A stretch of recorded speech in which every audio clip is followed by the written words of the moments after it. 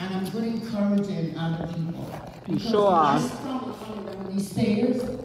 One of you guys, anyone, the closest one is going to try to brace me, right? Yes. But when I'm stumbling inside, unless I have someone that I trust enough to tell, they don't know I'm stumbling. Right. Yeah. You better go ahead and talk, girl. No matter how many friends or family you have, if you are not comfortable expressing what you're feeling, no one can help you. Yes. Yes. Okay? So the first thing I want you to know that if you have someone you think that is a friend, and by the way, if you look it up back in the day, friend, the fry means words of love, and it ends. That's it. Wow. It should be a loving thing, and then that's just what it is. There's not much to it. Because when you love someone, you can hurt them. Yeah. You can't. You might do something you're not happy with. But if you love them, you say you're sorry, you find a way to move past it and fix it. Right? Easy, simple. So when it comes to making all those decisions about who is your friend, who is not really a friend, we know who our friends are. We are not who we are or whose we are. So, right? Say it again. Yeah. It's about whose we are. So my friends are people who believe in, have strong spiritual values. They're not saved by all means now. Don't get it wrong. Some of them cuss. But when it's time to get on their knees, they can pray. They know the Bible.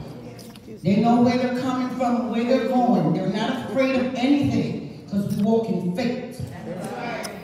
We walk in faith. So when it comes to friendship, like I said, I don't know a lot. I just know that if you are in my life for a long period of time, it's because you're doing something well. You're doing something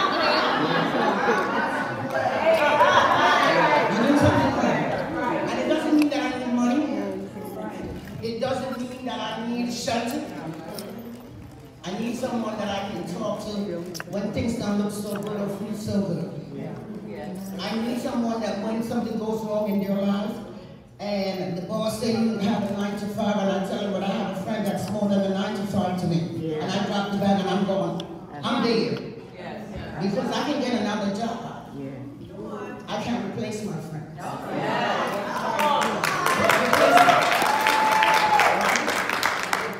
So it's important to know that sometimes we are born into a family. But that's just what it is. That's it. And if we don't have strong friendships in our family, then they're just family. Sometimes friends mean a whole lot more. We have to recognize that family, well, we're supposed to be independent, grow up, and move away. Get our own. Stand strong. However, at times even where we go back to those friends and families and those important moments. We want those important people in our lives. Yeah. So when you have a friend that has withstand the test of time, if it's only 5 of you and you are in Timbuktu, that's your family. Yeah. The people on that table is your family. Yeah. You see, the people on this table is my family. Yeah. Yeah. I don't know much of them, but they Thank you, Timmy. And by the end of today, you all are going to be my family.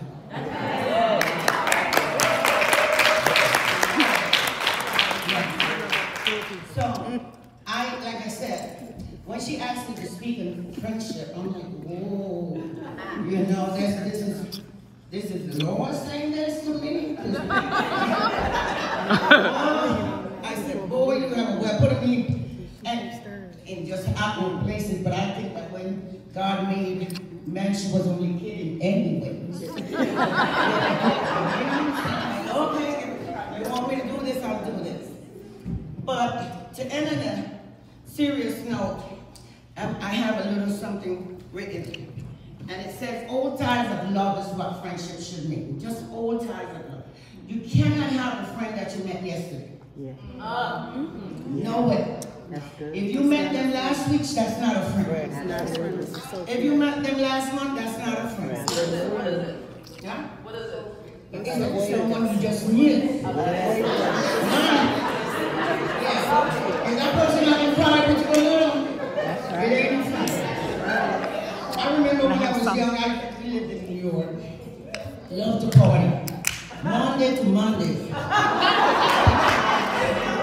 It was so bad that when we came home, Saturday night, I would keep the Bible in the car. So when I came over the car, I picked up the Bible like I was coming from church. You go, girl. Oh yeah, keeping it real. That's it. I had a doorman, and my girlfriend, when she found, she used to open her eyes. I told her, I said, oh, no, you're not coming from church. Close your eyes. And the doorman would look at us and nod, like, oh yeah, I know this, right? So I used to think about it all the time. Me and her talk about it now. But I said, remember when we used to pretend we was coming from church? She said, yeah, girl. I said, you see, if we had gone to church instead of going and partying, we would have picked up really good men back then. Because you're going to get what you put out.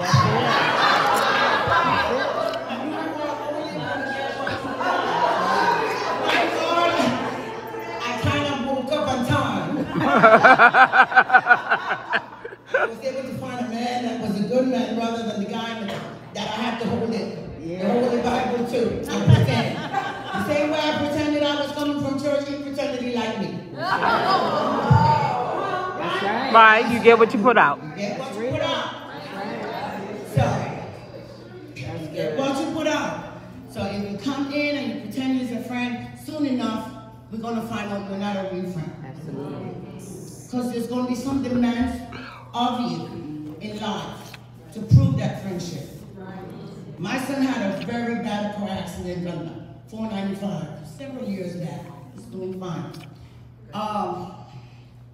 But Lord knows, those that were friends, they dropped everything.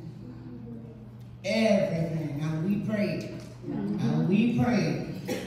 And I saw a lot of people in leave that hospital with their babies. And mine was in a coma for almost 3 months. Wow. He's kicking it, and sometimes I'm like, Lord, give me patience to handle it. So, you know, prayers does work. Yeah. And if you have a family of friends to pray with you, seems like the Lord really looked down and bless you with favors. Yes. He's a good Lord, and he's on time. Yes, it's not on my time, but he's on time. Yes. Yeah. I remember the doctor said, we're going to cut his leg off today. I cried, I'm boom. That lady over there called me. And I said to her, I can't do this, I can't sign for you to cut my baby's foot off.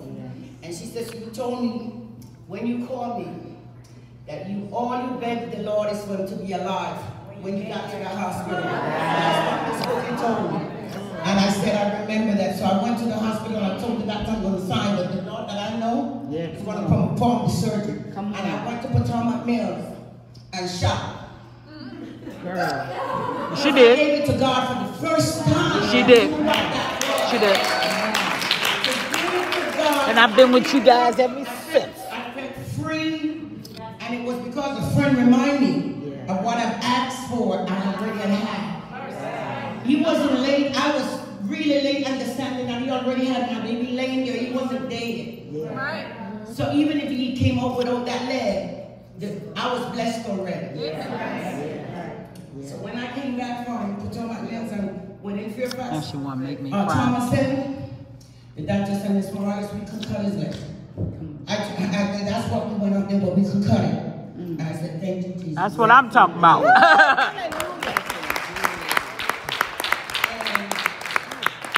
Miss Claudia and her family would come up and stay all night and cook dinner to bring for me and my family to have something to eat because I wasn't leaving the hospital. That's my friend. Yeah. You know, she didn't have to, she could have came and sit with me, but she thought I needed to eat. I want you to leave. I want you to go do something for you. And I'll sleep with him tonight. So you see what I said, I can come to friends because friends have to prove themselves. Yeah. That's right. Friends have to prove themselves. So I want you to look around in your life. And it's good to edit. You gonna cry? Yeah. Yes, I agree. Stop crying. That Bible companion I have. Oh, you edited her.